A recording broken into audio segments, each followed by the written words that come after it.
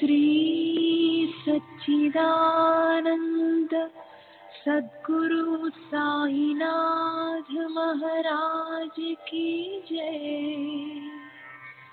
सद्गुरु श्री साईनाथुनि शरद बाबूजी की जय। సాయి వంటి దైవంబు లేడు లేడు. ప్రజలందరి నోట సాయి నామం పలకాలి, సర్వత్రా సాయి రూపం రంజిల్లాలి. ముజ్జగాలు సాయి మహిమతో ముప్పిరిగొనాలి. సాయి పదరవళులు మన హృదయ కుహరంలోని నిశ్శబ్ద నిశీధిలో ప్రతిధ్వనించాలి. ప్రణవనాద వీచికల్లా సాయి జ్ఞాన సౌరభాలు సర్వత్రా వ్యాపించాలి. ఆ సుజ్ఞాన సౌరభాల ఆస్వాదనలో మన మనసులు మత్తెక్కాలి. సాయి ప్రేమామృత ధారలు అంతటా నిరంతరం వర్షించాలి. ఆ ప్రేమామృత ధారలలో తడుస్తూ, ఆ జ్ఞాన సౌరభాల మత్తులో ఆనందంగా నర్తిస్తూ సాయి వంటి దైవంబు లేడోయి లేడోయి అని అందరూ ఏకకంఠంతో గానం చేయాలి. అదే నా ఆశ, ఆశయం, ఆకాంక్ష. అదొక మధుర స్వప్నం. ఆ స్వప్న సాఫల్యం కోసం శ్రీ సాయినాథుని అనన్య ప్రేమతో, ఆర్ద్రతతో ప్రార్థించటమే మనం చేయగలిగింది, చేయవలసింది. Shri Babuji.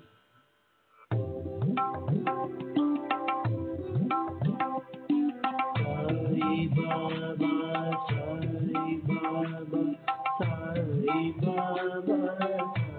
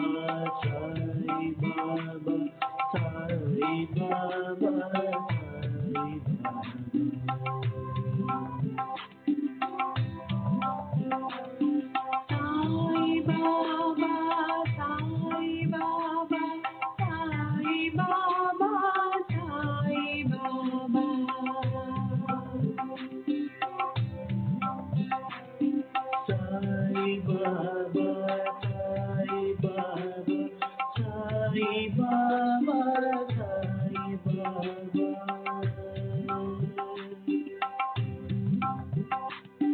Sai Baba, Sai Baba, Sai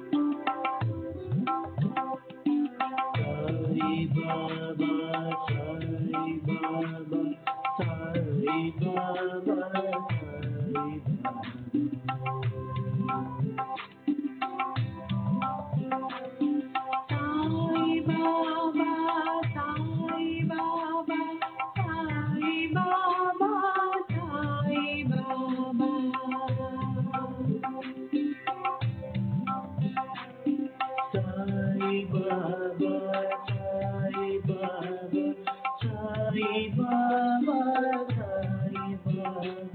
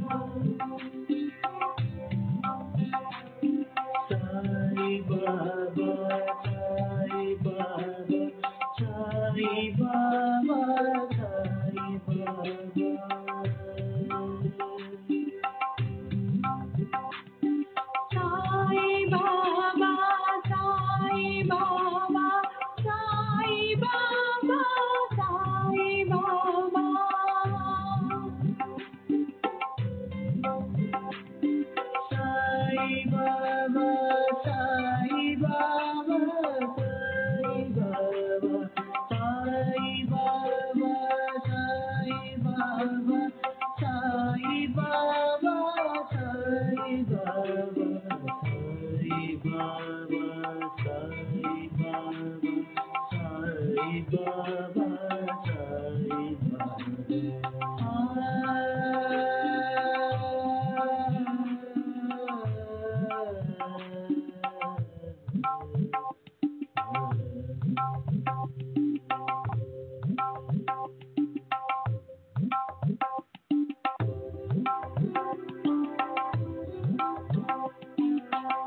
Baba, Sai Baba,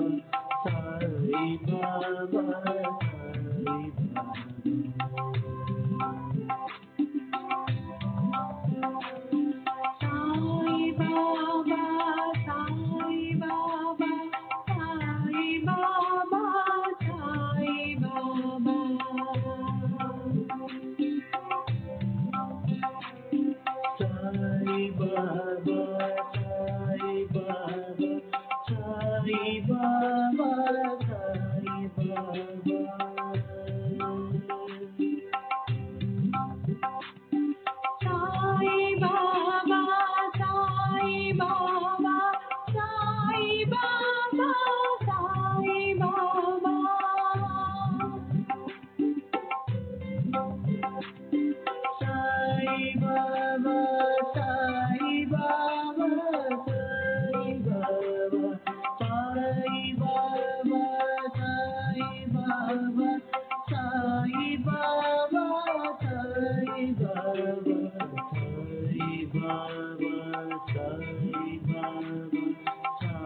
Baba, Sai Baba,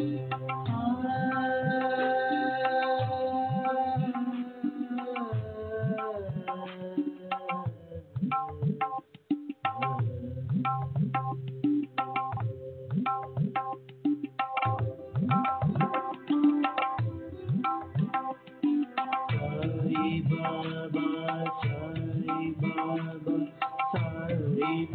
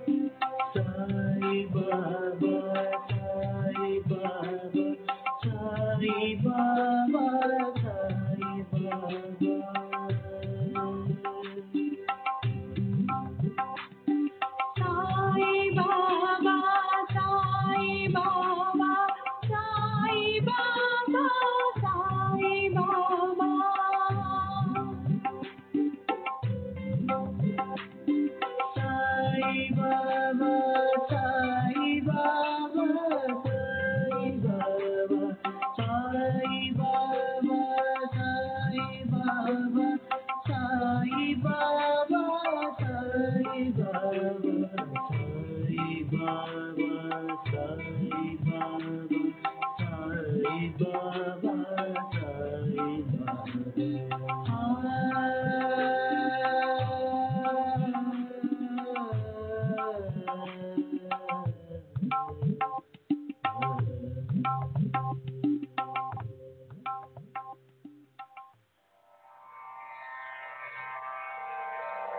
Shri सच्चिदानंद सद्गुरु साईनाथ महाराज की जय। सद्गुरु श्री साईनाथुनि शरद बाबू जी की जय।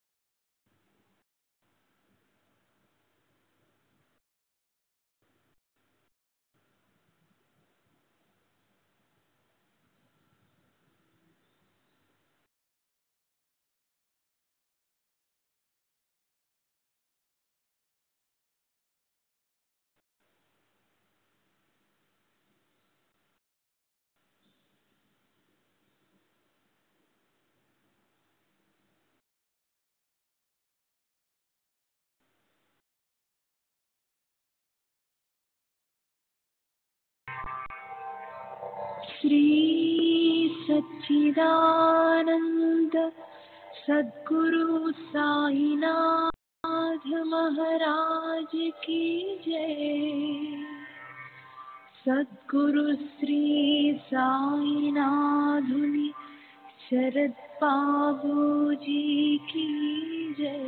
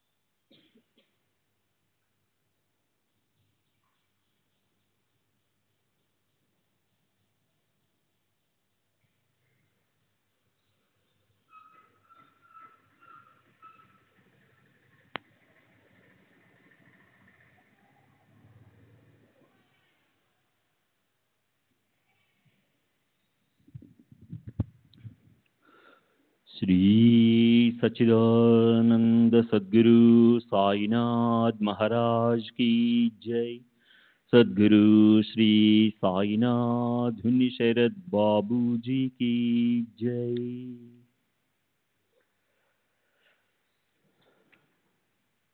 श्री साई भक्त अनुभव संहित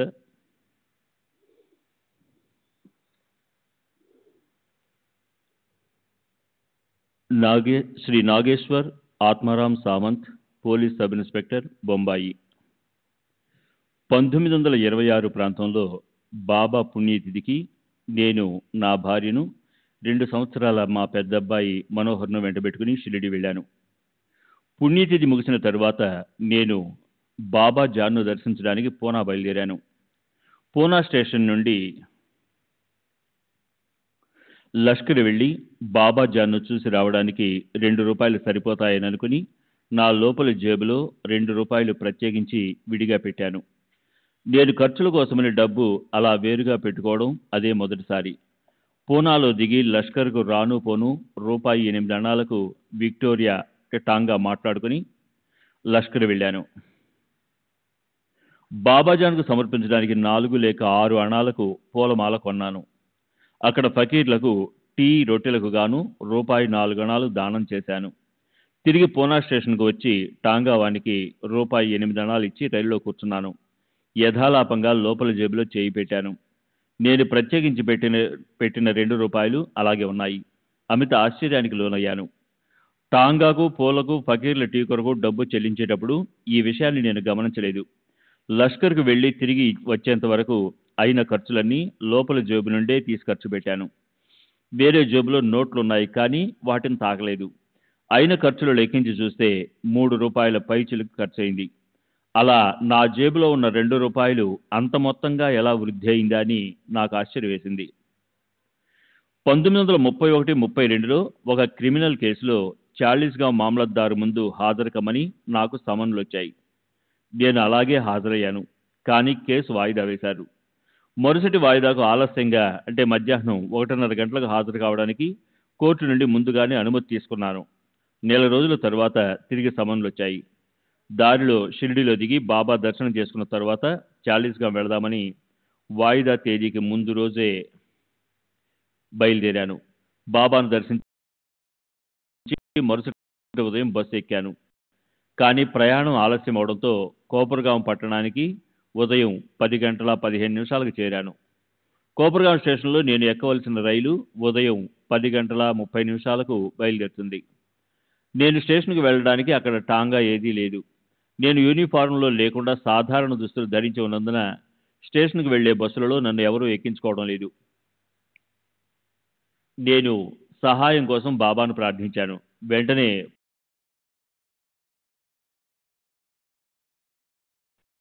అవునని జవాబిచ్చాను. అతను వెంటనే ఒక బస్సును ఆపి అందులో నన్ను ఎక్కించి పంపాడు. అందువల్లనే నేను సకాలంలో స్టేషన్ చేరి రైలు ఎక్కి విచారణ సమయానికి చార్లెస్గావ్ వెళ్ళగలిగాను. బాబా సహాయపడకుంటే రైలు తప్పిపోయి కోర్టుకు హాజరు కానందుకు చాలా ఇబ్బందులు ఎదుర్కోవాల్సి వచ్చేది. 1929 మార్చిలో విశ్రాంతి కొరకు 2 నెలలు సెలవు పెట్టి ఇంటికి వెళ్ళాను. 15 రోజులు అక్కడ కులాసాగా గడిచింది. ఒకరోజు వద్దని ఎంత చెబుతున్నా వినకుండా మా నాన్న చేపలు పట్టడానికి వెళ్ళి కొన్ని బ్రతికి ఉన్న చేపలను ఇంటికి తెచ్చాడు. చేపలను చంపడం పాపమని, ఇది బాబా అభిమతానికి విరుద్ధమని మా అమ్మతో చెప్పాను. కానీ ఎవరూ నా మాటలు పట్టించుకోలేదు. కాసేపటికి నాకు అకస్మాత్తుగా జ్వరం వచ్చింది. మా అమ్మ నాకేమవుతుందోనని తలడిల్లిపోయింది. అప్పుడు నేను, అమ్మా, నీ బిడ్డ క్షేమం కోసం తప్పించిపోతున్నావు.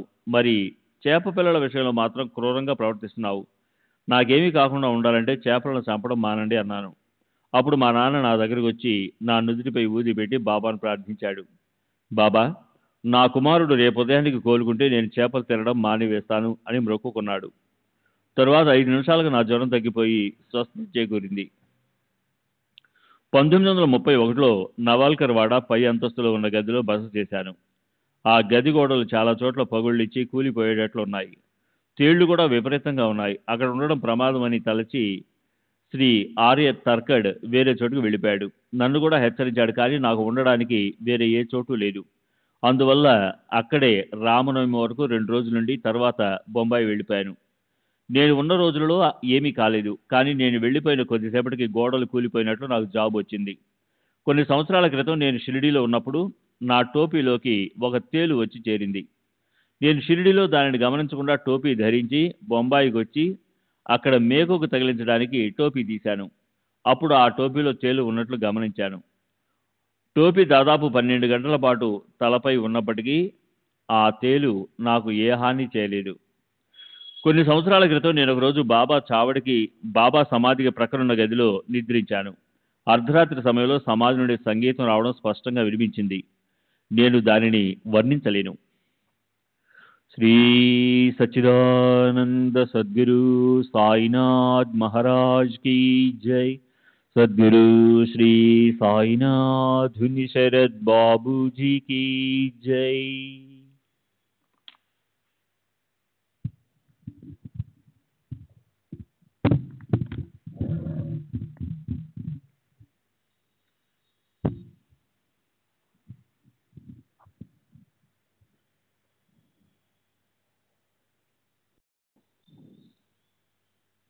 శ్రీ జి.కే. రేగే, రిటైర్డ్ తహసీల్దార్, ఇండోర్.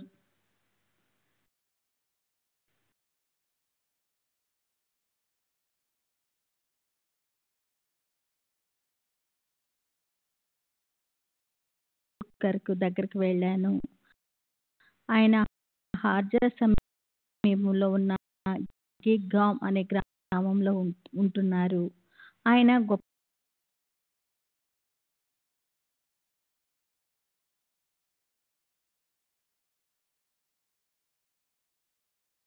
బిడ్డ, భయపడకు, నీకు 3 రోజుల్లో నయమవుతుంది అన్నాడు. ఒక సన్యాసి నా ముందు నిలబడి ఉన్నారని, పై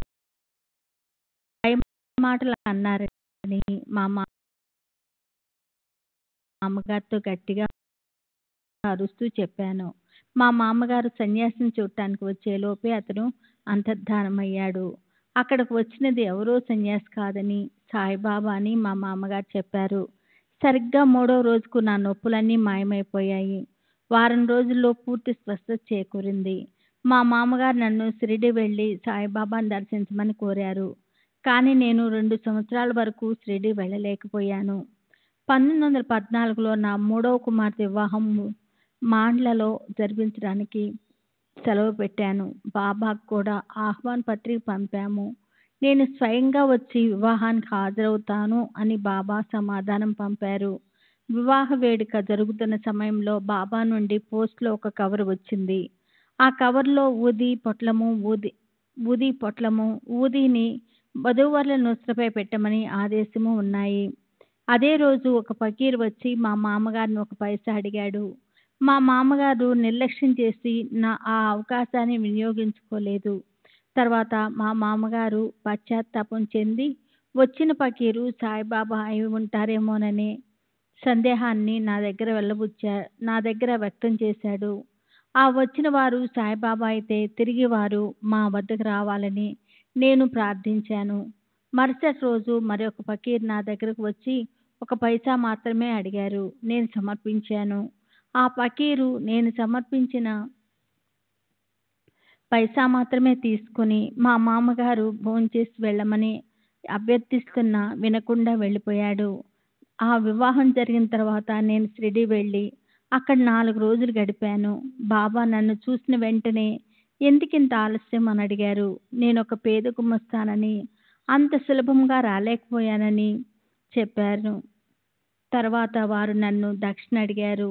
నేను 5 రూపాయలు సమర్పించాను. బాబా తమకు మరో 5 రూపాయలు కావాలన్నారు. అలా ఎందుకు అడుగుతున్నారో నాకు అర్థం కాలేదు. అయినా మరో 5 రూపాయలు సమర్పించాను. అది తీసుకొని ఇంతకన్నా ఎక్కువ నువ్వు నాకు బాకీ పడలేదు అన్నారు. ఇంటికి కారేగాం తిరిగి వెళ్ళాను. తర్వాత కానీ నాకు ఆ విషయం బోధపడలేదు. నా భార్య సంవత్సరం క్రితం నాకు తెలియకుండా బాబాకు మనీ ఆర్డర్ ద్వారా 5 రూపాయలు పంపింది. కానీ అది తిరిగి వచ్చింది. తిరిగి వచ్చిన మనీ ఆర్డర్ రూపంలో ఈ మొత్తము స్వయంగా మీ నుండి తీసుకోబడుతుంది అని వ్రాసి ఉంది. అందుకే బాబా స్వయంగా 5 రూపాయలు అధికంగా అడిగారని గ్రహించాను. 4 సంవత్సరాల వయసున్న నా చిన్న కుమార్తె ప్రేమాబాయికి జ్వరం వచ్చింది. అది క్రమేణా ప్రమాద స్థితికి చేరుకుంది. బిడ్డ కృషించిపోయి ఎముకలు గూడుగా తయారైంది. వైద్య చికిత్సలు, మందులు ఏమీ పనిచేయలేదు. నా భార్య బిడ్డను కాపాడమని ఆర్తిగా బాబాను ప్రార్థించింది. నీ బిడ్డ కష్టాలన్నీ 3వ నాటికి తీసివేస్తాను అన్న బాబా కంఠధ్వని ఆమెకు స్పష్టంగా వినిపించింది. కానీ ఊహించని రీతిగా ఆ బిడ్డ 3వ నాటికి తల్లి ఒడిలో ప్రాణాలు విడిచింది. నేను మానసలోని ఆఫీసులో ఉండగా నా భార్య కబురు పంపి వెంటనే ఇంటికి రమ్మని చెప్పింది. నేను ఇంటికి వెళ్ళి చూడగా బిడ్డ మరణించి ఉంది. నా భార్య శోకిస్తూ ఉంది. మేము ఎల్లప్పుడూ పూజా గదిలో ఉంచుకునే గంగా తీర్థంలో కాస్త బాబా ఊదిని కలిపి బిడ్డ నోట్లో పోశాను. చిత్రంగా అవి బయటికి రాలేదు. దాంతో మరికొంత తీర్థం పోశాను.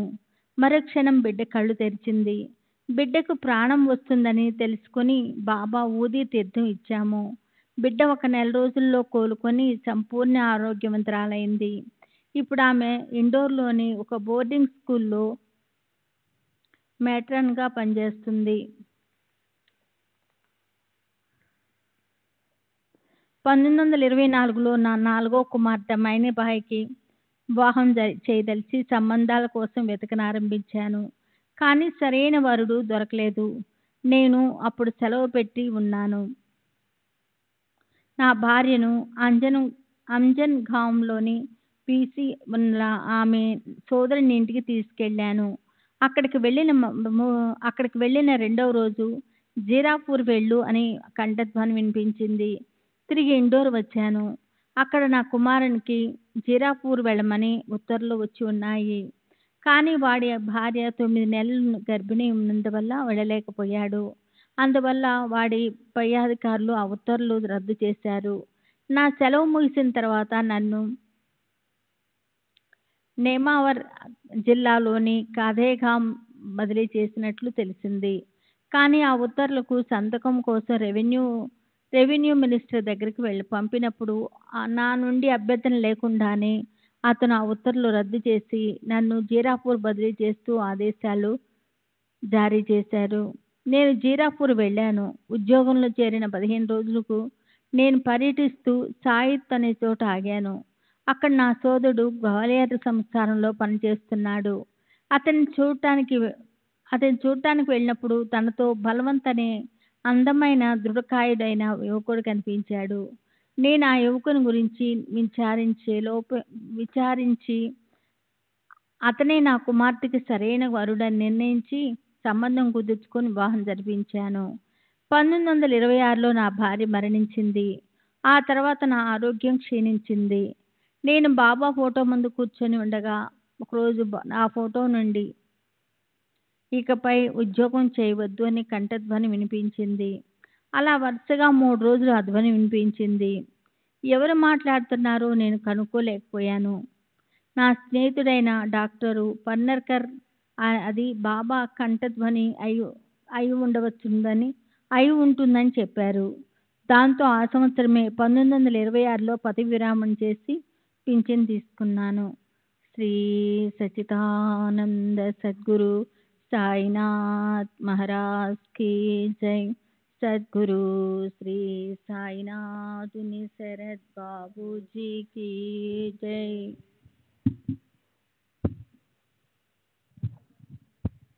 శ్రీ సచ్చిదానంద సద్గురు సాయినాథ్ మహారాజ్ కీ జై.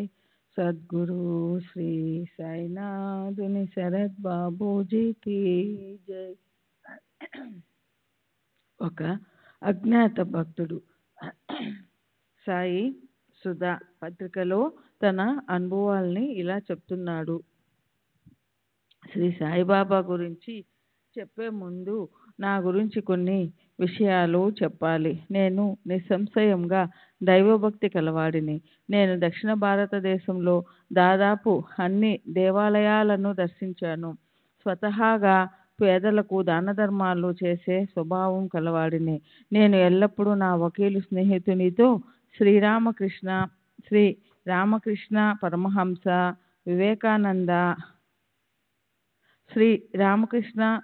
పరమహంస వివేకానంద మొదలైన మహాత్ముల జీవిత చరిత్రలను గురించి చర్చిస్తూ ఉండేవాడిని. అతను నా అభివృద్ధిని కాంక్షించేవాడు. అతను సాయి భక్తుడైనప్పటికీ ఇన్ని సంవత్సరాలలో ఎప్పుడూ శ్రీ సాయిబాబాను గురించి నాకు చెప్పలేదు. 1/7/1939 మా మధ్య జరిగిన సంభాషణలో శ్రీ సాయిబాబా గురించి చెప్తూ వారు గొప్ప శక్తి కలవారని, జ్ఞాని, దయామయులని, ఈ మానవాళిని ఉద్ధరించడానికే అవతరించారని చెప్పాడు.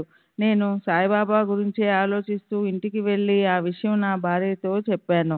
అదే రోజు రాత్రి సాయిబాబా నా కలలో కనిపించారు. నా భార్య చాలా కాలం నుండి కాళ్ళపై లేచిన కురుపులతో బాధపడుతూ ఉండేది.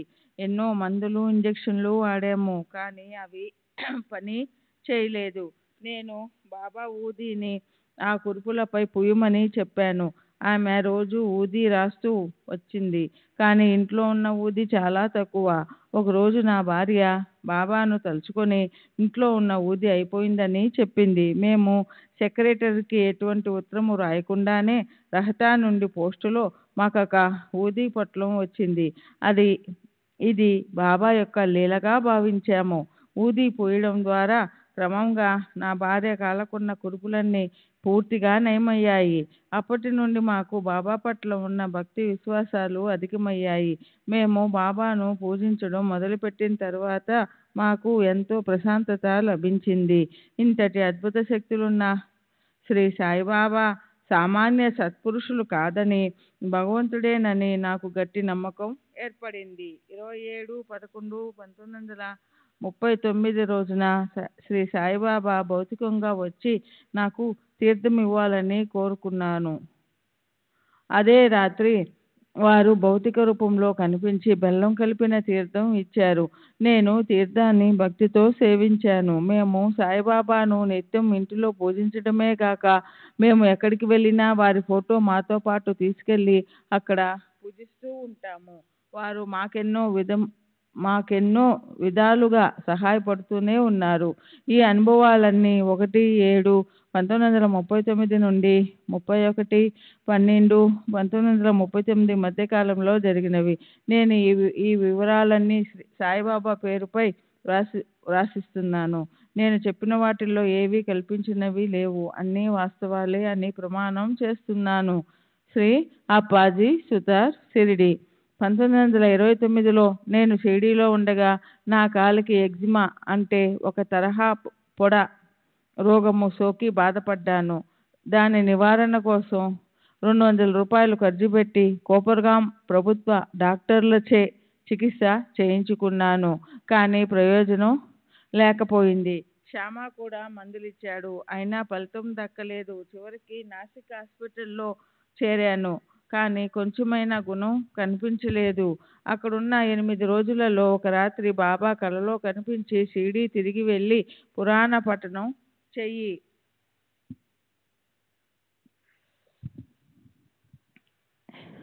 అన్నారు. ఎగ్జిమా బాధ వలన నాసిక్ వచ్చాను కదా అని అన్నాను. దానికి బాబా, నా పురాణ పఠనం చేస్తూ ఊది రాస్తూ ఉండు, నీకు నయమవుతుంది అన్నారు. వారి ఆదేశం మేరకు షిరిడీ తిరిగి వచ్చాను. నేను షిరిడీకి వచ్చినప్పుడు విఠలరావు మరాఠీ అన్న అతడు పారాయణ చేస్తున్నాడు. కానీ అతను ఏదో పనిపై సిరువల్ అన్న చోటకి వెళ్ళవలసి వచ్చింది. నేను షిరిడీలో బస్సు దిగుతూ ఉండగా అదే బస్సులో ఎక్కడానికి వచ్చిన విఠలరావు నన్ను కలిశాడు. తను అత్యవసరంగా సిరువల్ వెళ్ళవలసి ఉందని, తాను లేని సమయంలో బాబా సన్నిధిలో పారాయణం నిర్వహించే వాళ్ళెవరూ లేరని నన్ను పోటీ నిర్వహించమని కోరి వెళ్ళిపోయాడు. నేను పారాయణ చేయ ఆరంభించాను. జ్ఞానేశ్వరి, ఏకనాథ్ భాగవతం, ఆధ్యాత్మిక రామాయణం మరియు దాబోల్కర్ రచించిన శ్రీ సాయి సచరిత్ర బాబా సన్నిధిలో ప్రతిరోజు పారాయణ చేసి ఊది రాసుకునేవాడిని. 7 రోజులలో నా చర్మవ్యాధి పూర్తిగా నయమయ్యింది. నాకు కలిగిన మరొక అనుభవం ఇది. షిరిడీకి చెందిన ముల్తాన్ ఫతేచంద్ మార్వాడికి నేను 350 రూపాయలు బాకీ పడ్డాను. 1932లో అతను డబ్బు రాబట్టుకోవడానికి నాపై కోర్టులో కేసు వేసి అరెస్టు చేయిస్తున్నానని బెదిరించాడు. నేను చాలా బాధపడ్డాను. ఒకరోజు బాబా నా కలలో కనిపించి నన్ను మరో 4 భక్తులను ఒకదాని తర్వాత ఒకటి గీతలోని పద్యాలను వల్లించమన్నారు. వరుసగా మేమందరం వల్లించాము. తర్వాత బాబా నన్ను, నీకేం కావాలి అని అడిగారు. ఫతేచంద్ బాకీ నుండి నన్ను విముక్తిని చేయమని బాబాను కోరాను. అప్పు తీరిపోయిందని బాబా చెప్పారు. మరుసటి రోజు ఉదయం ఫతేచంద్ మా ఇంటికి వచ్చి తనకొక ఇల్లు కట్టించి ఇవ్వమని అడిగాడు. నేను అలా చేస్తే నా బాకీ పత్రాలు తిరిగి ఇచ్చేస్తానని అగ్రిమెంట్ కూడా వ్రాసి ఇచ్చాడు.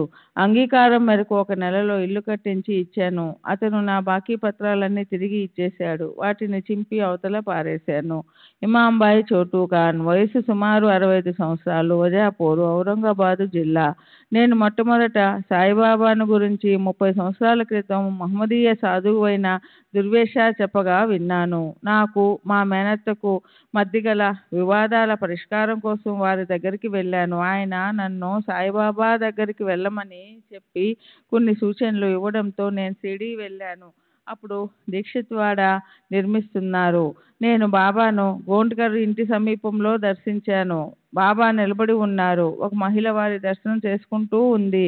మద్రాసుకు చెందిన సాధువు విజయానంద స్వామి కూడా బాబా వద్ద నిలబడి ఉన్నాడు. నన్ను బాబా వెనుక నిలబడి ఖురాన్ మొదటి అధ్యాయాన్ని వల్లించమని, వారి నుండి ఎటువంటి కానుకలు స్వీకరించవద్దని దుర్వేష నాకు సలహా ఇచ్చి ఉన్నాడు. అందుకని నేను బాబా వెనుకకు వెళ్ళి ఖురాన్లోని మొదటి అధ్యాయాన్ని వల్లించడానికి బిస్మిల్లా అని మొదలుపెట్టాను.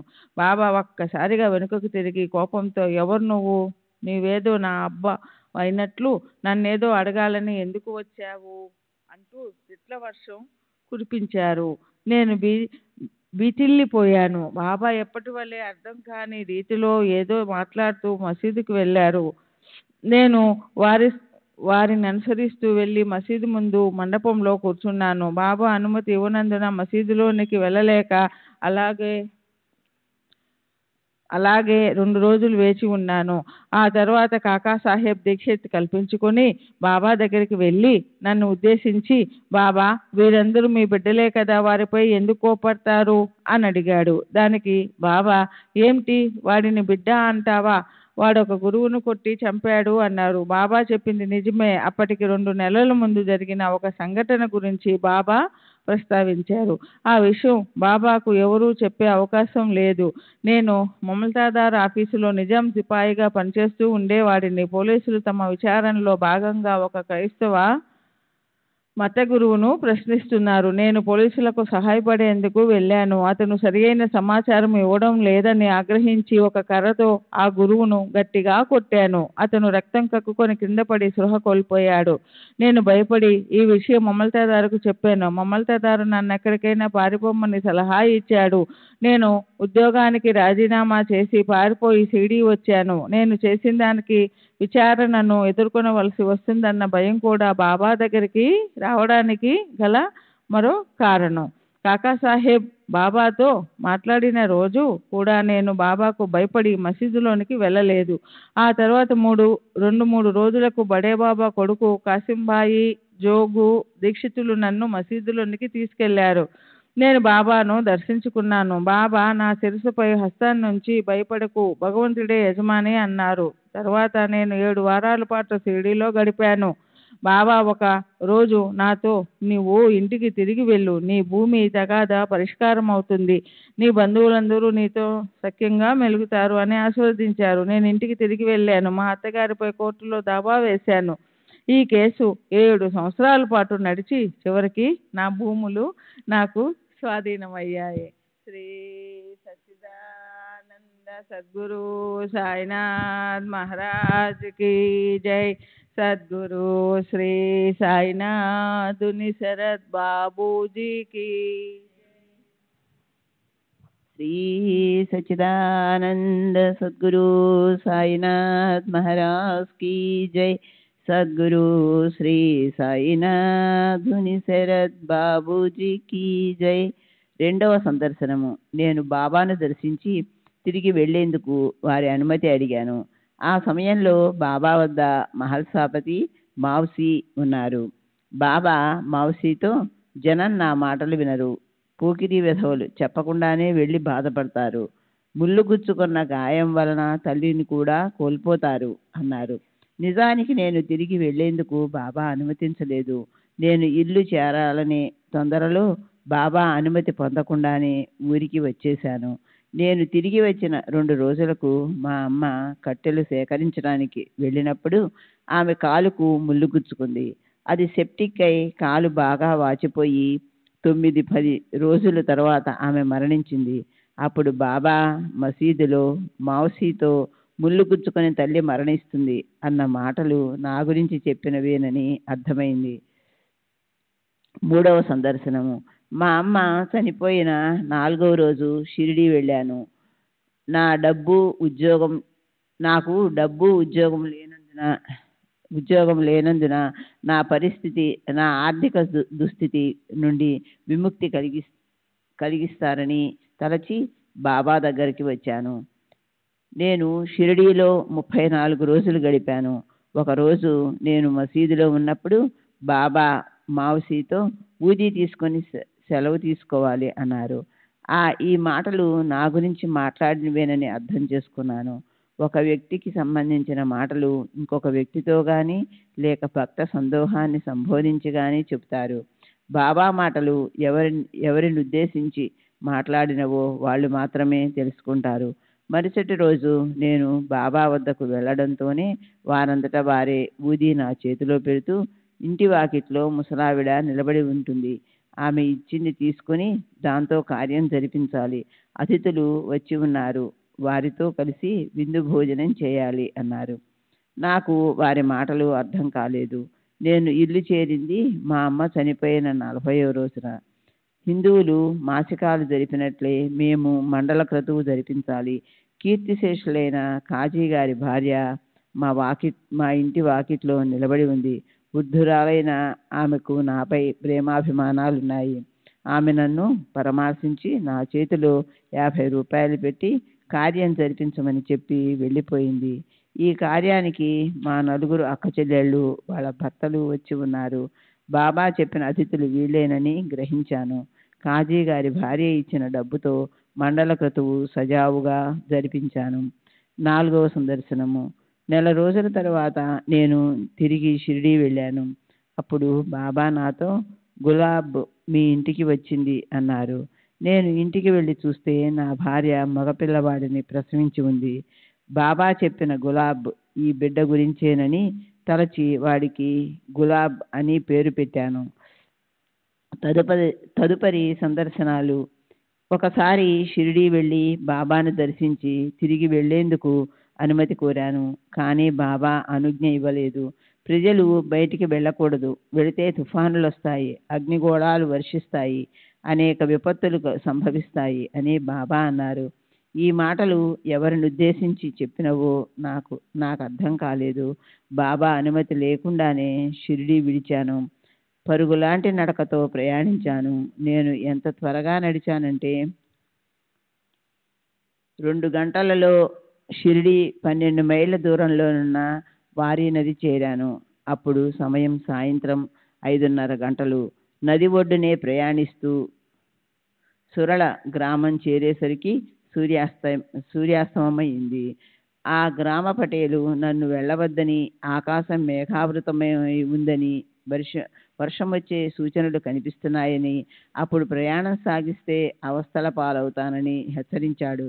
కానీ నేను ఇక్కడికి మా ఊరు 4 మైళ్ళే కదా, వెళ్ళిపోతానని చెప్పి బయలుదేరాను. మరి 3 మైళ్ళు నడిచేసరికి ఉరుములు మెరుపులతో పెద్ద తుఫాను మొదలైంది.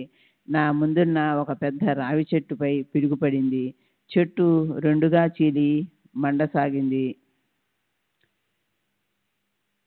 పిడుగుపడినప్పుడు మిరుమిట్లు గొలిపే మెరుపు మెరిసింది. ఆ కాంతిని చూడలేక తల త్రిప్పుకున్నాను. నా వెనుక బాబా నిలబడి ఉన్నారు. వారి వెంట 2 కుక్కలు కూడా ఉన్నాయి. నేను వారికి వంగి నమస్కరించాను. వారు అంతర్ధానమయ్యారు. నేను ముందుకు సాగిపోయాను. మా గ్రామానికి దగ్గరగా నది ప్రవహిస్తూ ఉంటుంది. ఆ నది దాటితే కానీ మా ఊరు చేరుకోలేము. నేను నది వద్దకు వచ్చి దాని లోతెంతో తెలుసుకోకుండానే దానిలోకి దిగాను. 2 నీళ్లు మోకాలు లోతున్నాయి. నదిని దాటి అవతలి ఒడ్డుకు చేరాను. యథాలాపంగా వెనుదిరిగి చూసి భయభీతుణ్ణయ్యాను. నది వరదలో ఉంది. నీళ్లు నది 2 గట్ల పై వరకు చేరి పొంగి ప్రవహిస్తున్నాయి. నది లోతు కనీసం 20 అడుగులుంటుంది. నేను నదిని ఎలా దాటానా అని విస్తుపోయాను. తర్వాత క్షేమంగా ఇల్లు చేరాను. షిరిడీలో బాబా తుఫానులు వస్తాయి, అగ్నిగోళాలు, పిడుగులు పడతాయి అన్న మాటలు నిజమయ్యాయి. 4 సంవత్సరాల క్రితం గులాబ్ వివాహం జరిపించడానికి నాకు డబ్బు అవసరమైంది. నేను షిరిడీ వచ్చి మసీదులో నిద్రించాను. బాబా నా కలలో కనిపించి నన్ను ఆశీర్వదించి పూనాకు వెళితే లాభపడతానని చెప్పారు. వారి ఆదేశం మేరకు పూనాకు వెళ్ళి ఒక వ్యక్తిని కలిశాను. అక్కడకు లట్కర్ అనునతడు వచ్చాడు. అతను మొరల వ్యాధితో బాధపడుతున్నాడు. ఆ వ్యాధి నివారణకు ఒక సాధువు బాబా చెప్పిన వైద్యం నాకు తెలుసునని అతనికి చెప్పాను. అతను మందు తీసుకోవడానికి సిద్ధపడ్డాడు. నేను మందు తయారు చేసి అతనికి ఇచ్చాను. అతని వ్యాధి నివారణమైంది. అతను సంతోషంతో పూనాలో జరిగే గుర్రపు పందాలకు వెళ్ళి ఒక గుర్రంపై కొంత సొమ్ము పణంగా పెట్టాడు. ఆ గుర్రం గెలిచి అతనికి 1000 రూపాయలు వచ్చింది. ఆ మొత్తంలో నాకు 700 రూపాయలు ఇచ్చాడు. నేను ఆ డబ్బు తీసుకొని వచ్చి గులాబ్ పెళ్లి జరిపించాను. షిరిడీలో 8 రోజులుండిన హరిద్వార్ బువాకు ఒక గొప్ప అనుభవం కలిగింది. అతను షిరిడీ పొలిమేరలోనున్న సెలయేటిలో స్నానం చేయడానికి బయలుదేరే సమయానికి ఒక పిచ్చుక వచ్చి అతని తలపై కూర్చునేది. అతను సెలయేట్లో స్నానం చేస్తున్నప్పుడు మాత్రం పిచ్చుక అక్కడున్న వేప చెట్టు పైకి వెళ్ళి వేచి ఉండేది. అతను స్నానం ముగించిన తరువాత తిరిగి వచ్చి తలపై కూర్చునేది. నేను ఇతర భక్తులు కూడా ఈ దృశ్యాన్ని చూశాము. మేమందరం బాబా వద్ద ఉన్న సమయంలో బువా ఈ దృశ్యం దేన్ని సూచిస్తుందో చెప్పమని బాబాను అర్థించాడు. అప్పుడు నిర్మాణంలో ఉన్న భూటేవాడాను ఉద్దేశించి బాబా ఇలా చెప్పారు: లా ఇల్లా ఇల్లిలాహ్ ఇల్లిల్లాహ్ క్యా బడా దర్బార్ హై, ముन्नी जी तो अंधाई है, सरदार जी छुती है, అల్లా మాలిక్ హై, అల్లా అచ్చా కరేగా. బాబా దేహ పరిత్యాగం చేయడానికి 4 నెలల ముందు ఒకరోజు అప్పాఖిల్తో రాత్రి 8 గంటల సమయంలో 4 కోళ్లు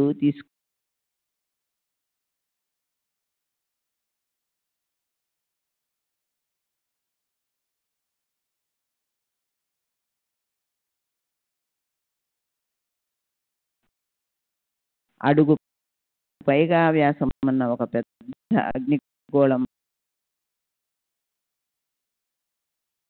మసీదులోకి దూసుకు వచ్చింది.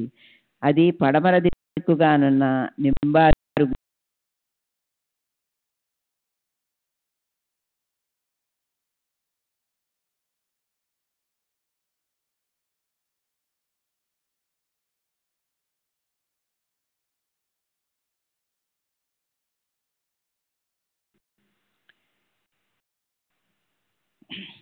వంచి ఉన్న తన మెడపై సట్కా కొన ఉంచి అరబ్బిక్లో 10-15 నిమిషాల పాటు ఏదో ఉచ్చరించారు.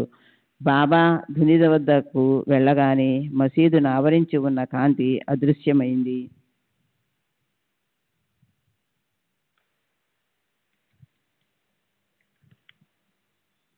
బాబా ఉదయం అప్పాభిల్ చేత 4 కోళ్లను తెప్పించి వాటి మాంసంతో వంటకం తయారు చేయించారు.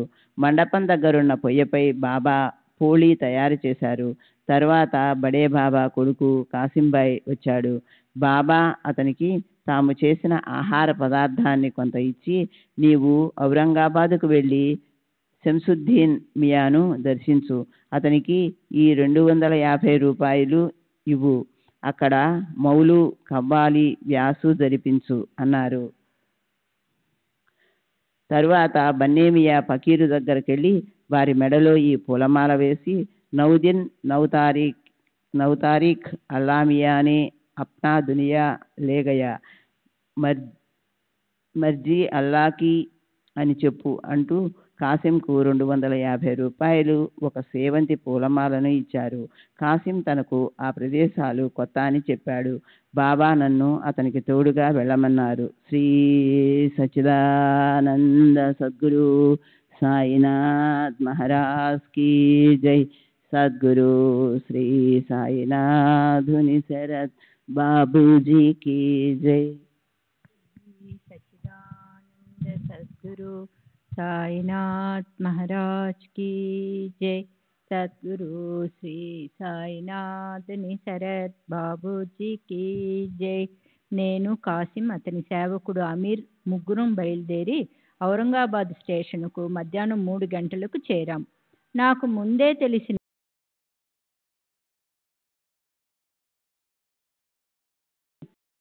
మమ్మల్ని కోటలో అతని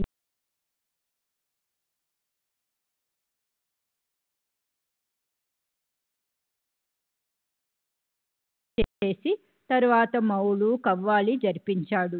మౌలు అంటే దేవుని స్తుతిస్తూ పాడే పాటలు.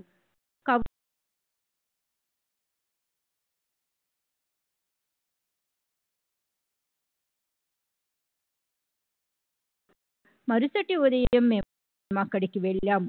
వారు ఒక చేయి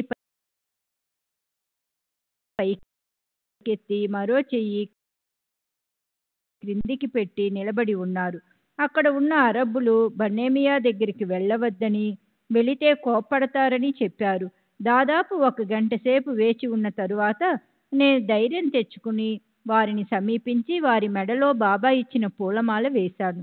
బన్నేమియా ఎత్తి ఉన్న చేతిని క్రిందికి దించారు. నేను బాబా చెప్పమన్న మాటలు వల్లించాను. అప్పుడు బన్నేమియా తదేకంగా ఆకాశం వైపు చూస్తూ ఉండిపోయారు. వారి కంటి నుండి నీరు కారసాగింది. తరువాత వారి దగ్గర సెలవు తీసుకుని షిరిడి తిరిగి వచ్చాము. ఇది జరిగిన 4 నెలల తరువాత 9వ నెల 9వ తారీఖున అనగా విజయదశమి రోజు బాబా మహాసమాధి చెందారు. మేము రంజాన్ నెలలో ఔరంగాబాద్కు వెళ్ళి ఆ రోజంతా ఉపవాసం ఉండి రాత్రికి భోంచేశాము. బాబాకు అరబిక్ తెలుసు. నాకు వారు ఖురాన్ చదివి అబ్దుల్కు బోధించేవారు. నూరుద్దీన్ సైనిక దళానికి చెందిన ఒక సైనికుడు. అతను ఒకరోజు షిరిడీ వచ్చి బాబాను దర్శించాడు. దర్శించిన వెంటనే తను తిరిగి వెళ్ళడానికి అనుమతి కోరాడు. బాబా అతనిని మరుసటి రోజు వెళ్ళమన్నారు. అతడి దళం ముందుకు వెళుతుందని, అందువల్ల అక్కడ ఆగిపోవడం తనకు సాధ్యం కాదని చెప్పాడు. బాబా అతని చేతిలో ఊది పెట్టి ఉర్దూలో ఏవో మాటలు అన్నారు. వాటి అర్థం ఏమంటే గొయ్య త్రవ్వు, ఊది తిను అని. అతను ఊది తీసుకుని స్వారీ చేసుకుంటూ వెళ్ళిపోయాడు. కోపర్గాంలో శవాన్ని మోసుకుంటూ వెళుతున్న దృశ్యం ఒకటి అతనికి కనిపించింది. అతను గమ్యం చేరాడు. కానీ శవదృశ్యం మాత్రం అతనిని వీడిపోలేదు. అంతేకాదు, అతడికి శవదృశ్యం కనపడిన రోజు తృప్తిగా భోంచేసేవాడు. ఆ దృశ్యం కనపడిన రోజు ఎంత ప్రయత్నించినా ఏదో ఒక కారణం వల్ల భోజనం చేయలేకపోయేవాడు. దీనితో విసిగిపోయిన అతను తన ఉద్యోగాన్ని కూడా వదులుకున్నాడు. బాబా మాటలు విననందుకే తనకు ఈ దుస్థితి ప్రాప్తించిందని తెలుసుకుని తిరిగి షిరిడీ చేరి 6 నెలల పాటు అక్కడ గడిపాడు. క్రమేణా అతను ఆ శాపం నుండి విముక్తుడయ్యాడు. తరువాత బాబా ఆనుజ్ఞ తీసుకుని వెళ్ళిపోయాడు. ఇప్పుడు అతడు దేవలాలిలో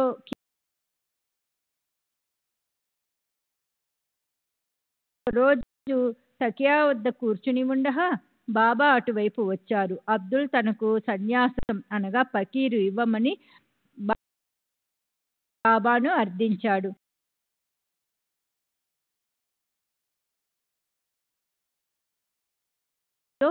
ఏదో ఉన్నట్లు కనిపించలేదు. ఆ క్షణం నుండి అబ్దుల్ మాటలలోనూ ప్రవర్తనలోనూ మార్పు వచ్చింది.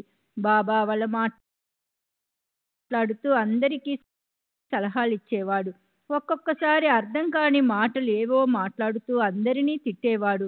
రాళ్లతో కొడతానని బెదిరించేవాడు. అతను భరించలేని విధంగా తయారయ్యాడు. ఇలా బలవంతంగా తెచ్చుకున్న ఫకీర్ స్థితిలో 1.5 నెల గడిపాడు. ఆ తరువాత మసీది మండపం దగ్గర అబ్దుల్ ఖాదిర్ ఉన్నప్పుడు బాబా ఎదురుపడి లావ్ బలే ఇదర్ అని పలుకుతూ పిడికలితో అతడి నుండి ఏదో లాక్కున్నారు. వెంటనే అతనికి పూర్వస్థితి వచ్చింది. తరువాత 15 రోజులు షిరిడీలో ఉండి బాబా అనుమతితో కిర్కీ వెళ్ళి అక్కడ బాబాజాన్ వేప చెట్టు అనగా ఆమె సమాధి ఉన్న చోట ఎదురుగా బీడీ కొట్టు పెట్టుకుని జీవనం సాగిస్తున్నాడు. మదర్ అలీ ఒక కోజా. అతడిప్పుడు ఏవలాలో ఉన్నాడు. అబ్దుల్ ఖాదిర్ మదర్ అలీకి గురువు. అబ్దుల్ ఖాదిర్ ఇతర మహమ్మదీయులతో కలిసి నమాజు హాజర్ చేసేవాడు. ప్రతిదినం పగటిపూట మసీదులో బాబా ముందు మౌలు నిర్వహించబడేది. ఉదయం తబలా, సారంగి మొదలైన వాద్యాలతో కవ్వాలి నిర్వహించబడేది. మండపం దగ్గర తబోత్ నిర్మించమని బాబా ఆదేశించేవారు. దాని నిర్మాణానికైన ఖర్చు కూడా వారే భరించేవారు. తబోత్ కార్యకలాపాలు జరిగేటప్పుడు మాంసం కిచిడీ చేసి బాబా అందరికీ పంచేవారు. ఇలా చాలా సంవత్సరాల పాటు జరిగింది. మండప నిర్మాణం జరిగిన తరువాత ఆ కార్యక్రమాలు నిలిపివేశారు. బాబా తాము స్వయంగా పత్యా చదవడం కానీ ఇతరులచే చదివించడం కానీ చేసేవారు. బాబా సశరీరులై ఉన్నప్పుడు ముస్లింలందరూ మసీదులో నమాజు చేయడానికి వచ్చేవారు. అది ఈనాటికి కొనసాగుతుంది. బాబా కూడా వారితో కలిసి నమాజు చేసేవారు. బాబా దుని దగ్గర నిల్చుని నమాజు చేయడం నేను స్వయంగా చూశాను, విన్నాను. కానీ వారు ఇతరుల వల్ల మోకాళ్లపై కూర్చోవడం గాని వంగడం గాని చేసేవారు కాదు. శ్రీ సచిదానంద సద్గురు సాయినాథ్ మహారాజ్ కీ జై. సద్గురు శ్రీ సాయినాథుని శరత్ బాబూజీ కీ జై. శ్రీ సచిదానంద సద్గురు సాయినాథ్ మహారాజ్ కీ జై. సద్గురు శ్రీ సాయినాథుని శరత్ బాబూజీ కీ జై. బాబా నాకు తెలిసిన ఇద్దరు మహమ్మదీయుల ఆధ్యాత్మిక ప్రగతికి తోడ్పడ్డారు. మా గ్రామానికి చెందిన షేక్ అబ్దుల్లా షిరిడీ వచ్చి బాబాను దర్శించాడు. బాబా అతనితో వైరాగ్యంగా మాట్లాడుతూ, మనం ఈ రోజు చనిపోతే ఎల్లుండికి 3వ రోజు. ఈ ఇల్లు, భూములు, ఆస్తుల వల్ల మనకేమి ఉపయోగం అన్నారు. అబ్దుల్లా మా ఊరు తిరిగి వచ్చాడు. అతనికి భార్య, పిల్లలున్నారు. అతను ఇంటిని, ఆస్తిని వాళ్లకు వదిలేసి విరాగి అయి వీధుల వెంబడి తిరగడం ప్రారంభించాడు. రాత్రిళ్ళు సమాధుల వద్ద ఏదో గొనుగుకుంటూ గడిపేవాడు. ఎవరైనా ఏదైనా పెడితే తినేవాడు, లేదా ఆహార విషయం పట్టించుకోక పస్తుండేవాడు. ఈ విధంగా 10-12 సంవత్సరాలు జీవించి ఆ తర్వాత మరణించాడు. కానీ ఈ 12 సంవత్సరాలలో అద్భుత శక్తులు సాధించాడు. ఒకసారి నేను పనిపై వెళుతుంటే నన్ను ఆపి ఒక ప్రదేశం పేరు చెప్పి ఆ ప్రదేశంలో పాముందని హెచ్చరించాడు. నేను వెళుతున్నది పగటిపూటే కాబట్టి అతని మాటలు లక్ష్య పెట్టకుండా వెళ్ళాను. కానీ చిత్రంగా అతను చెప్పిన ప్రదేశంలోనే పాము కనిపించింది. మా ఊరిలో అబ్బాస్ సేట్ అనే బీడీల వర్తకుడు ఒకడుండేవాడు. ఒకసారి అతను అబ్దుల్లాను, ఎందుకిలా భార్యాబిడ్డలను వదిలి పిచ్చివాడిలా తిరుగుతున్నావు అని అడిగాడు. అందుకు అబ్దుల్లా, నువ్వు తెలుసుకుంటావులే అన్నాడు. అబ్బాస్ సేట్, తెలుసుకునేదేముంది, ఇది నిజంగా పిచ్చే అన్నాడు. అబ్దుల్లా పిడికిలు బిగించి అందులో ఉన్నదేదో అబ్బాస్పై విసురుతున్నట్లు, నువ్వు అలాగే అయిపో అన్నాడు. దీనితో అబ్బాస్ సేట్ భార్య బిడ్డలను, వ్యాపారాన్ని అన్నిటినీ విడిచిపెట్టి ఇప్పటికీ వీధుల వెంబడి తిరుగుతున్నాడు. భోపాల్లో అన్వర్ ఖాన్ అను ముస్లిం ఉండేవాడు. అతడు ఒకసారి షిరిడీ వచ్చి బాబాను దర్శించాడు. అతను బాబాతో, నాకు ఈ సంసారం వద్దు అని చెప్పాడు. అతను చావడిలో 12 నెలలు నివసించాడు. తర్వాత బాబా అతనికి ఖురాన్ 1వ అధ్యాయంలోనున్న మంత్రాన్ని 101 సార్లు అర్ధరాత్రి వల్లించమని ఆదేశించారు. తర్వాత దావూద్ వల్లించమన్నారు. బాబా అతడికి పేడ ప్రసాదంగా ఇచ్చి అరేబియాలోని బాగ్దాద్కు పంపారు. అన్వర్ ఖాన్ షిరిడీ నుండి బొంబాయి వెళ్ళగానే హాజీ కాసిం అనతడు ప్రయాణపు ఖర్చులిచ్చి అరేబియా పంపాడు. అన్వర్ అరేబియా వెళ్ళి మళ్ళీ తిరిగి రాలేదు. ఔరంగాబాద్ సమీపంలోని కనాడుకు చెందిన హీడ్బాగ్ అనతడు షిరిడీ వచ్చి కొన్ని రోజులు గడిపాడు. అప్పుడు ఢిల్లీకి చెందిన మౌలియా కూబ్ కూడా షిరిడీలోనే ఉన్నాడు. అతను రాత్రి గాని పగలు గాని మండపంలో కూర్చుని ఖురాన్ చదువుతూ ఉండేవాడు. ఒక రాత్రి 8 గంటల సమయంలో బాబా హీడ్బాగ్తో, నువ్వు ఇక్కడ ఉండవద్దు, కనాడ్ దగ్గర ఉన్న కంటోన్మెంట్కు వెళ్ళు, నీ పేరు పంజాబ్గా మార్చుకో, అక్కడ కూర్చొని దొరికింది తిను అన్నారు. అతడు అలాగే అక్కడికి వెళ్ళి స్థిరపడ్డాడు. అతనిని ఒక గొప్ప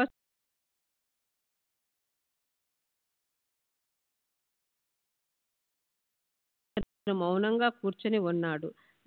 నెవాసుకు చెందిన మహమ్మద్ ఖాన్ అన్ రోహిల్లా షిరిడీ వచ్చి బాబాతో కొంతకాలం గడిపాడు. ఒకసారి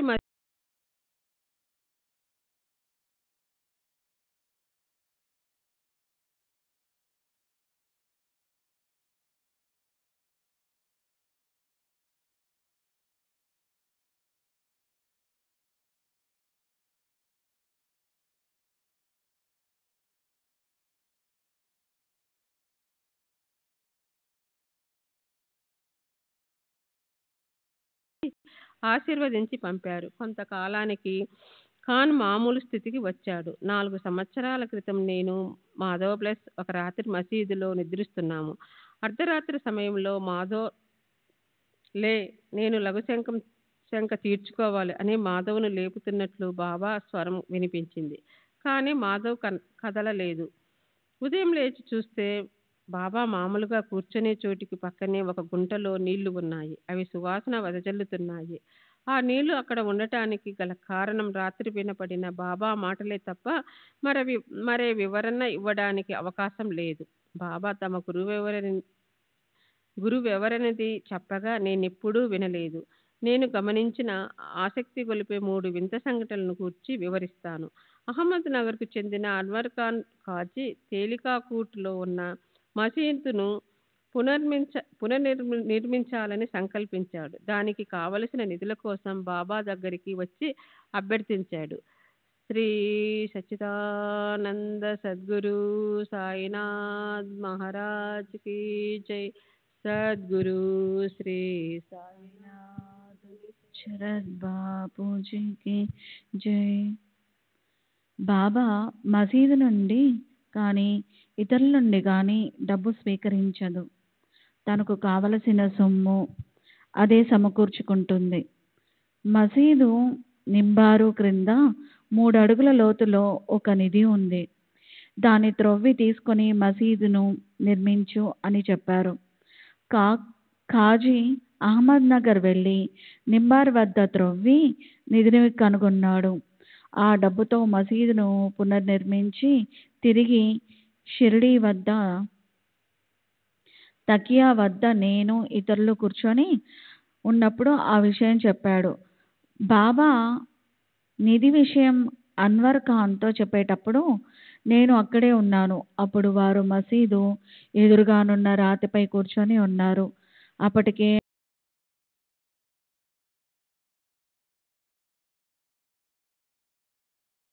27 సంవత్సరాల క్రితం షిరిడీ వచ్చాడు. తనకు అత్యవసరంగా 700 రూపాయలు కావాలని బాబాను అభ్యర్థించాడు. అతడు అవసరమేమిటో నాకు తెలియలేదు, కానీ అతను దీనంగా శోకించాడు. బాబా అతనికి 700 రూపాయలు ఇవ్వమని బాహు సాహెబ్ జోగ్తో చెప్పారు. జోగ్ 700 రూపాయలను వెండి నాణాలు తెచ్చి బాబా ముందు పెట్టాడు. కొండాజీ కొడుకు గులాబ్, లక్ష్మణ్ బార్కర్, షింపి అను 2 బాలురలను బాబా పిలిచి ఆ డబ్బును మంటపం దగ్గర కూర్చొని ఉన్న ఫకీరుకి ఇవ్వమని ఆదేశించారు. ఆ బాలురు ఆ డబ్బుతో 200 రూపాయలు కాజేసి మిగిలిన 500 రూపాయలు ఫకీరుకి ఇచ్చారు. ఫకీరు తిరిగి బాబా దగ్గరకు వచ్చి తనకు 500 రూపాయలు మాత్రమే ముట్టాయని శోకించసాగాడు. అతను మరి 2-3 రోజులు ఏదో గుణుక్కుంటూ ఏడుస్తూ షిరిడీలోనే ఉన్నాడు. బాబా అతనికి షిరిడీలో మరేమీ ఇవ్వలేదు. అందువల్ల ఆ ఫకీరు బాబా నుండి ఊది తీసుకుని వారి అనుమతితో వెళ్ళిపోయాడు. అతను నుంగాం సమీపంలో నడిచి వెళుతున్నప్పుడు ఒక టాంగా వెళ్ళిపోయాడు. అతను నుంగాం సమీపంలో నడిచి వెళ్తున్నప్పుడు ఒక టాంగా వచ్చి అతని ముందు ఆగింది. నిజాం రాష్ట్రంలో తహసీల్దార్గా పనిచేస్తున్న ఐరిష్ షా అను పార్సీ మతస్థుడు టాంగా నుండి దిగి ఫకీర్ను పలకరించాడు. ముందు ఫకీరుకు ఆహారం పెట్టి తర్వాత 200 రూపాయలు ఇచ్చి ఇప్పుడు నీకు తృప్తిగా ఉందా అని అడిగాడు. తర్వాత ఐరిష్ షా షిరిడీ వచ్చి తాత్యా పాటిల్ ఇంటికి వెళ్ళి అక్కడున్న వారందరితో తను అనుభవాన్నిలా వర్ణించాడు. అతడికి గత రాత్రి బాబా కల్లో కనిపించి అతడిని టాంగాలో షిరిడీ రమ్మని నుంగావ్ పరిసరాల్లో పులితోలు చంకన పెట్టుకొని నడిచి వస్తున్న ఫకీరొకడు ఎదురుపడతాడని, ఫకీరు ఆకలిగా ఉంటాడు కాబట్టి అతడికి ముందు ఆహారం పెట్టి తర్వాత 200 రూపాయలు ఇవ్వమని ఆదేశించినట్లు చెప్పాడు. అందువల్ల అతను ఆహారం, డబ్బు తీసుకొని టాంగాలో వచ్చి వాటిని ఫకీరుకి ఇచ్చాడు. ఆ ఐరిష్ షా ఇప్పుడు లేడు, మరణించాడు. నైజాం రాష్ట్రంలో వైజాపూర్ తాలూకాలో ఉన్న లాసూర్ అను గ్రామానికి చెందిన ఒక మహమ్మదీయుడు 27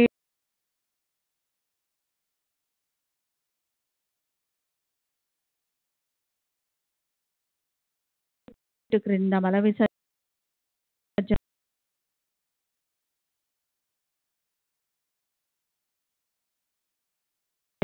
చేసి కడుక్కునేందుకు లేచి 4 అడుగులు వేయగానే అతనికి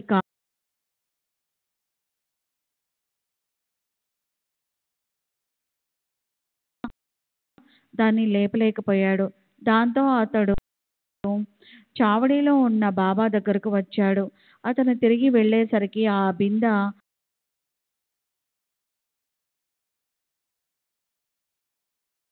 తీసుకొని వెళ్ళిపోయాడని, ఇక తామేమీ చేయలేమని బాబా చెప్పారు. ఆ గున్కాడు ఇప్పుడు ధనవంతుడు. లాసూర్కు చెందిన ఆ మహమ్మదీయుడు తన దురదృష్టానికి దుఃఖిస్తూ వెనుదిరగసాగాడు.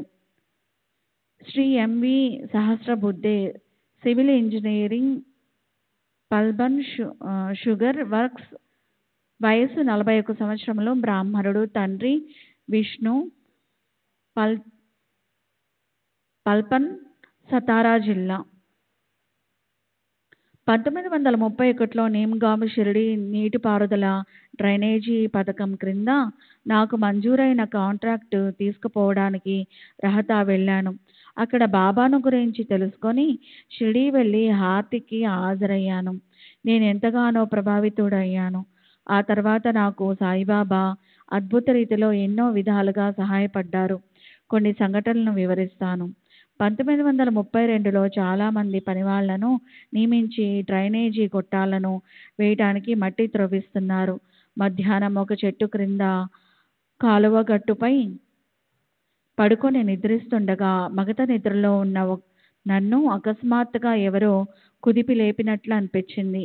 ఆ నిద్రలోని బాబా, లే, పైనుండి జారిపడిన మట్టిలో ఒకడు పూడుకుపోతున్నాడు, వెళ్ళి వెంటనే అతన్ని బయటికి తీయి అన్నారు. వెంటనే నేను లేచి కొందరు కూలీలను వెంటబెట్టుకొని అక్కడికి 2 మైళ్ళ దూరంలోనున్న ప్రమాద స్థలానికి సైకిళ్లపై వెళ్ళాను. బాబా చెప్పినట్లు త్రవ్వుతున్న కదకం పై నుండి మట్టి జారి అందులో 20 మంది కూలీలు పూడుకొని పోయారు. మేము వెంటనే ఆ మట్టినంతా వెలికితీసి కూలీలను లేవదీశాము.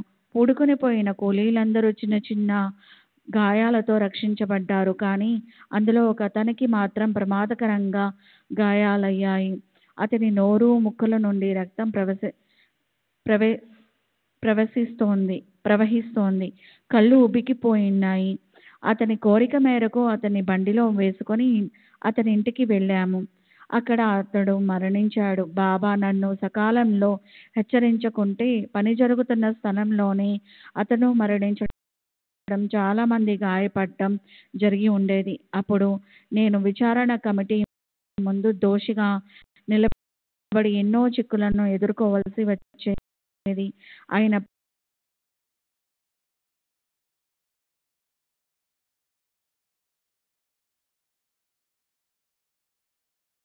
శ్రీ సచ్చిదానంద సద్గురు సాయినాథ్ మహారాజ్ की जय.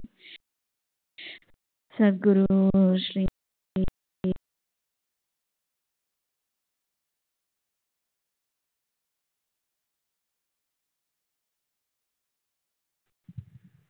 1933లో బాబా నాకు మరొక సహాయం చేశారు. అప్పుడు నేను పూనాలో ఉన్నాను. బాబా నా కలలో కనిపించి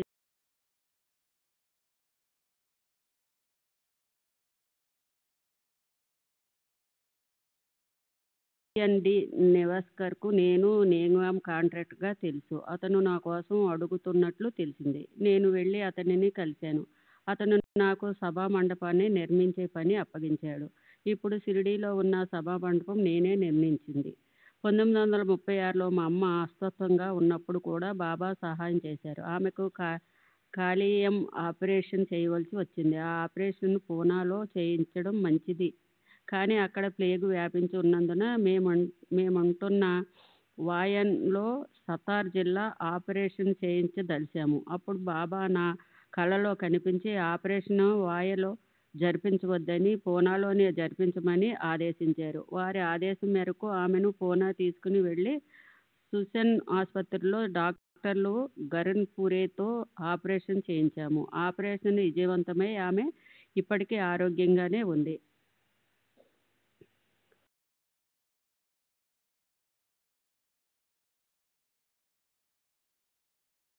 సద్గురు శ్రీ సాయినాథుని శరత్ బాబూజీకి జై.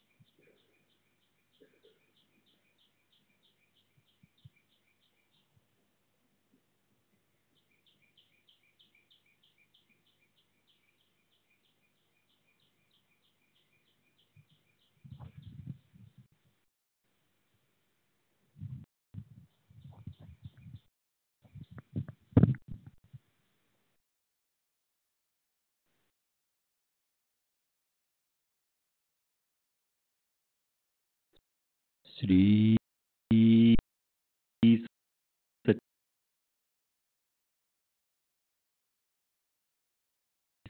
साईनाथुनि शरद बाबूजी की जय. साई रहम नजर करना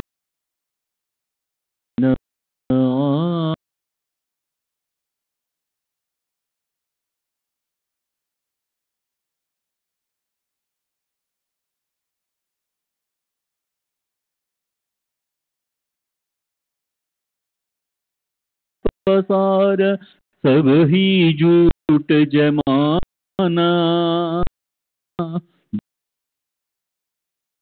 जाना तुमने जगत पसार सब ही झूठ जमाना. साई रहम नजर करना बच्चों का पालन करना. साई रहम नजर करना बच्चों का पालन करना. मैं अंधा हूँ बंदा आपका मुझसे पद दिखलाना. मैं अंधा हूँ बंदा आपका मुझसे पद दिखलाना. साई रहम नजर करना बच्चों का पालन करना. साई रहम नजर करना बच्चों का पालन करना. दासगणों कहे अब क्या बोलूं थक गई मेरी रसना. दासगणों कहे अब क्या बोलूं थक गई मेरी रसना. साई रहम नजर करना बच्चों का पालन करना. साई रहम नजर करना बच्चों का पालन करना. रहमो नजर करो अब मोरे साई तुम बिना नहीं मुझे माँ बाप बाई.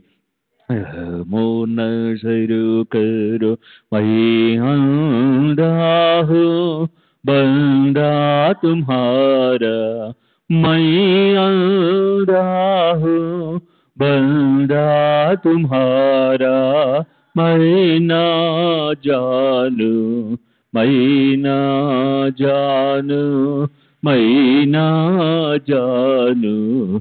अल्लाह इलाही रहमो नजर करो, रहमो नजर करो। अब मोरे साई तुम दीना नहीं मुझे माँ बाप बाई, रहमो नजर करो। काली जमाना मैंने गमाया, काली जमाना मैंने गमाया। साथी आखिर का, साथी आखिर का, साथी आखिर का तुम भी न कोई, रहमो नजर करो, रहमो नजर करो। अब मोरे साई तुम दीना नहीं मुझे माँ बाप बाई।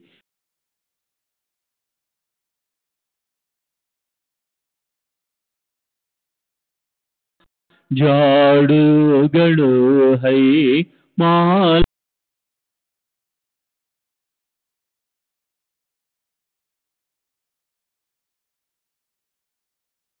साई, रहमो नजर करो, रहमो नजर करो। अब मोरे साई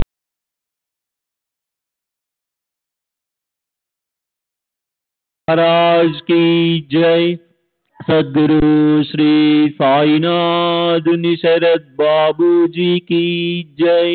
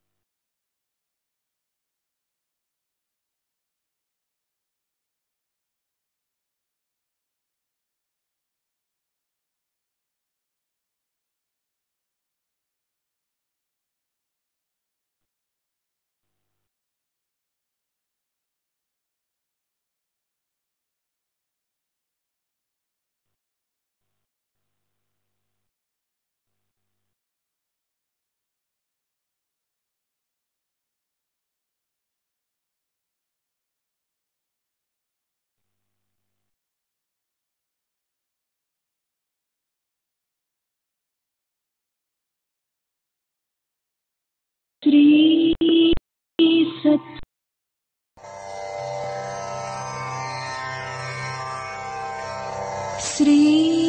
सच्चिदानंद सद्गुरु साईनाथ महाराज की जय। सद्गुरु श्री साईनाथुनि शरद बाबू जी की जय।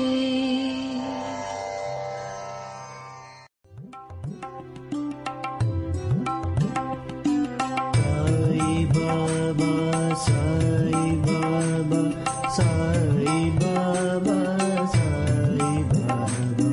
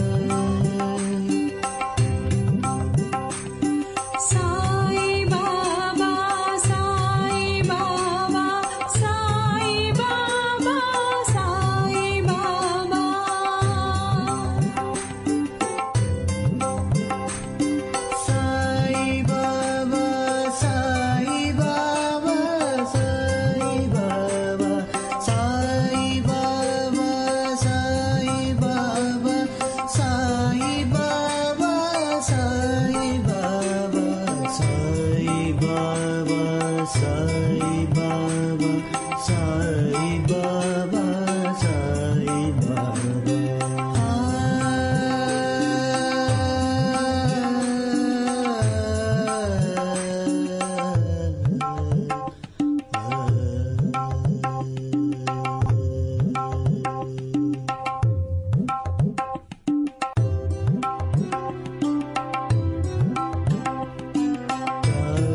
బాబా సాయి